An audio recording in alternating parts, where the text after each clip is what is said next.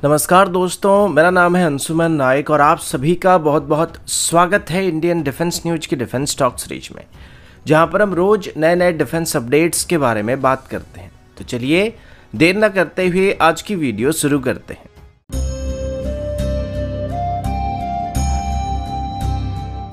आज की पहली update 5th generation fighter jet की तरफ से है। अभी के लिए यूनाइटेड स्टेट, रशिया और चाइना के पास ऐसे एयरक्राफ्ट मौजूद है और भारत के साथ साथ कई और देश भी मौजूद है जो कि ऐसे एयरक्राफ्ट को भी डेवलप करने की कोशिश में लगे हुए हैं। अभी के हालात में हमारी खुद की 5th जनरेशन एयरक्राफ्ट को पूरी तरीके से डेवलप करके हमारी एयरफोर्स में इंडक्ट करने में हमको कम से कम 10 साल से ज़्यादा का समय लग सकता है। इस दौरान कई बार भारत को फॉरेन 5th जनरेशन एयरक्राफ्ट को भी ऑफर किया जा चुका है, जिसमें रशिया की तरफ से अपनी Su-57 और Su-75 दोनों को ऑफर किया जा चुका है और रिसेंटली यूएस की तरफ से एरो इंडिया शो के दौरान अपनी F-35 को भी भारत में भेजा गया था, जो कि एक तरीके का हिंट दिया गया था। प्रॉब्लम ये कि अभी तक इंडियन एयरफोर्स की तरफ से कोई भी foreign origin 5th generation aircraft को एक्वायर करने में इतना इंटरेस्ट दिखाया नहीं जा रहा है और पूरी तरीके से अभी एमका पर ही फोकस किया जा रहा है। लेकिन जिस तरीके से हमें अभी चाइना और पाकिस्तान दोनों का सामना करना पड़ रहा है, 10 साल बाद जब हम 5th जनरेशन एयरक्राफ्ट को डेवलप करके अपनी सर्विस में शामिल करना स्टार्ट करेंगे, तब तक चाइना के पास जेट 20 एक बहुत ही बड़ी फ्लीट मौजूद होगा और हो सकता है पाकिस्तान भी टर्की की मदद से या चाइना की मदद से 5th जनरेशन एयरक्राफ्ट को एक्वायर कर सकता है। पता नहीं वो पैसे का जुगाड़ कहां से करेंगे, वो एक अलग बात है, लेकिन पॉसिबल है कि वो ऐसे एयरक्राफ्ट को एक्वायर कर सकते हैं। तो तब हमारे लिए एक बहुत ही बड़ी प्रॉब्लम को क्रिएट कर सकते हैं और ऊपर से एचएएल का जो प्रोडक्शन रेट है वो काफी स्लो चलता है। तो इसी वजह से अभी पहली बार हमारी पार्लियामेंट्री स्टैंडिंग कमेटी की तरफ से गवर्नमेंट को सजेशन दिया जा रहा है कि भारत को अभी 5th जनरेशन एयरक्राफ्ट को खरीदने की कोशिश करना चाहिए। अब यहाँ पर किसी स्पेसिफिक एयरक्राफ्ट का नाम तो नहीं लिया जा रहा, लेकिन एक तरीके से गवर्नमेंट को कहा जा रहा है कि अभी समय आ चुका है जब हमें खुद की 5th जनरेशन एयरक्राफ्ट को डेवलप करने के साथ साथ सेम टाइम पर foreign origin 5th generation aircraft को भी सीधे तौर पर एक्वायर करने के बारे में सोचना चाहिए। अब अगर ऐसा हुआ तो हमारे पास एक बहुत ही बढ़िया मौका है जहां पर हम 5th जनरेशन एयरक्राफ्ट को खरीद सकते हैं। और अभी जो हमारा मल्टी रोल कॉम्बैट एयरक्राफ्ट का टेंडर को फ्लोट किया जा रहा है, उसके अंदर हम 5th जनरेशन एयरक्राफ्ट को खरीदने के बारे में सोच सकते हैं, क्योंकि इसके बाद मीडियम वेट कैटेगरी में हम लोग 200 के आसपास तेजस MK2 को भी अपनी सर्विस में शामिल करने वाले, जो कि हमारी 4.5 जनरेशन एयरक्राफ्ट की रिक्वायरमेंट को पूरा कर सकता है। तो अभी अगर भारत की तरफ से मल्टी रोल कॉम्बैट एयरक्राफ्ट की टेंडर में 5th जनरेशन एयरक्राफ्ट को भी इंक्लूड करने की कोशिश किया जाता है, तो ये भारत के लिए बहुत ही अच्छा मौका हो सकता है। अब इसमें हमारे पास ज़्यादा चॉइस भी नहीं बचे हैं, क्योंकि इसमें हमें रशिया की तरफ से 2 एयरक्राफ्ट को ऑफर किया जा रहा है, जिसमें एक Su-57 और दूसरा Su-75 होने वाला, और यूएस की तरफ से F-35 को भारत को ऑफर किया जाएगा या फिर नहीं किया जाएगा इसकी कोई गारंटी नहीं है। लेकिन रिसेंटली कुछ रिपोर्ट सामने आई थी, जिसमें बताया जा रहा था कि यूएस की तरफ से शायद अभी एक तरीके से हिंट दिया जा रहा है कि वो भारत को F-35 की बहुत ही हेविली मॉडिफाइड वेरिएंट को ऑफर किया जा सकता है, लेकिन इस पर कोई दावा करके नहीं कहा जा सकता है।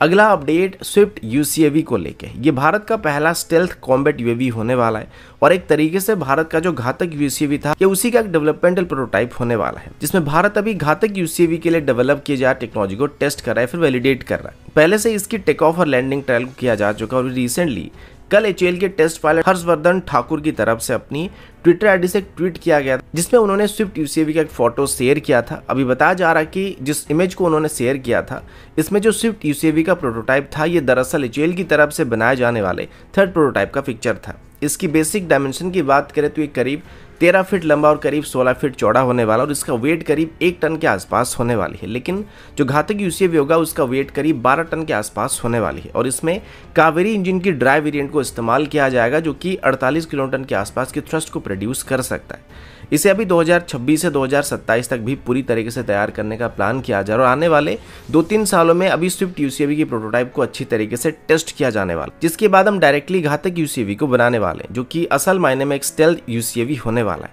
और एक स्टेल्थ बॉम्बर की तरह काम करने वाला है। लेकिन वहीं पर अगर आप सोच रहे हैं कि स्विफ्ट UCAV का रोल बस एक टेक्नोलॉजी डेमोन्स्ट्रेटर की तरह ही रहने वाला है, तो आप शायद गलत सोच सकते हैं। भले ये घातक UCAV का एक स्केल डाउन मॉडल है जिसको बस टेक्नोलॉजी को टेस्ट करने के लिए बनाया गया है, लेकिन अगर हम चाहे तो इसको एक स्टेल्थ ड्रोन की तरह भी इस्तेमाल कर सकते हैं। और अभी जिस तरीके से हम लोग रुस्तम 2 को डेवलप कर रहे हैं, तो सेम कैटेगरी हम लोग स्विफ्ट का इस्तेमाल कर सकते हैं। और खास बात ये कि एक स्टेल्थ ड्रोन होने की वजह से इसको दुश्मन डिटेक्ट नहीं कर पाएगा। लेकिन ये पूरी तरीके से इंडियन एयरफोर्स की रिक्वायरमेंट के ऊपर डिपेंड करने वाला है कि वो आगे चल के घातक UCAV के साथ स्विफ्ट UCAV का इस्तेमाल करना चाहते हैं या फिर नहीं करना चाहते हैं। स्विफ्ट यूसीवी में अभी सैटर्न 36 MT इंजन का इस्तेमाल किया जा रहा है, जो कि इसको मार्क 0.6 की रफ्तार में उड़ने की क्षमता देने वाला है। और इसके अलावा ये करीब 1100 के तक की लोड के साथ टेक ऑफ कर सकता है। और इसमें 2 इंटरनल वेपन स्टेशन भी मौजूद रहने वाले, जिसमें करीब 100 kg के आसपास पेलोड को कैरी किया जा सकता है। अगला अपडेट इंडियन एयरफोर्स की बहुत ही पसंदीदा एयरक्राफ्ट की तरफ से, और अभी हम मिराज 2000 के बारे में बात करने वाले हैं। मिराज 2000 हमेशा से इंडियन एयरफोर्स का एक बहुत ही पसंदीदा एयरक्राफ्ट रहा, और रिसेंटली बालाकोट के दौरान भी जो एयर स्ट्राइक किया गया था उसमें भी इन्हीं जेट का इस्तेमाल किया गया था। अभी रिसेंटली इंडियन एयरफोर्स की एक मिराज 2000 क्रैश हुआ था, जो कि रूटीन डॉग फाइट एक्सरसाइज के दौरान सुखोई के साथ कोलाइड कर गया था। इसके बाद अभी हमारी जो मिराज 2000 की स्ट्रेंथ है वो थोड़ी बहुत रिड्यूस हो चुकी है, और खास करके जो ट्रेनर वेरिएंट था वो थोड़ा रिड्यूस हो चुका है। और पिछले 2-3 सालों में हमने 2 मिराज 2000 को खो दिया है। इस वजह से अभी मिराज 2000 की फ्लीट को वापस सेम स्ट्रेंथ तक लाने के लिए भारत की तरफ से एडिशनल मिराज 2000 को खरीदने का प्लान किया जा रहा है। और अभी हमारी पार्लियामेंट्री स्टैंडिंग कमेटी की तरफ से बात बताया जा रहा है कि अभी भारत को कम से कम 2 मिराज 2000 की ट्रेनर वेरिएंट की जरूरत पड़ने वाली है, जो कि मिराज 2000 की स्ट्रेंथ को वापस 51 तक इंक्रीज करने वाला है। अभी के लिए हम मिराज 2000 को 2035 तक ऑपरेशन रखने वाले हैं, जिनको बाद में हम लोग तेजस MK2 से रिप्लेस कर सकते हैं। लेकिन तब तक इनको ऑपरेट करने के लिए और पायलट्स को ट्रेनिंग प्रोवाइड करने के लिए हमको कम से कम 10 ट्रेनर एयरक्राफ्ट की जरूरत है, जो कि फिलहाल हमारे पास मौजूद नहीं है। और इसी वजह से अभी 2 एडिशनल मिराज 2000 को फ्रांस से खरीदने का प्लान किया जा रहा है। इससे पहले भी 2021 में भारत की तरफ से 2 मिराज 2000 को सेकेंड हैंड कंडीशन में फ्रांस से खरीदा गया था, जिनको बाद में HAL की तरफ से इंडियन मिराज 2000 यानी कि -5 स्टैंडर्ड में अपग्रेड किया गया था। और अभी शायद वैसे ही 2 सेकेंड हैंड मिराज 2000 को फ्रांस से खरीदा जा सकता है, जिसको बाद में HAL की तरफ से -5 स्टैंडर्ड अपग्रेड कर दिया जाएगा। इसके अलावा अभी भारत की तरफ से 15 सेकेंड हैंड मिराज 2000 को भी फ्रांस से खरीदा गया था, जिनको आगे चल के हम स्पेयर पार्ट के लिए इस्तेमाल करने वाले हैं। दोस्तों, अभी के लिए इतना ही। मिलता हूँ आपसे अगले वीडियो में, तब तक के लिए जय हिंद, वंदे मातरम।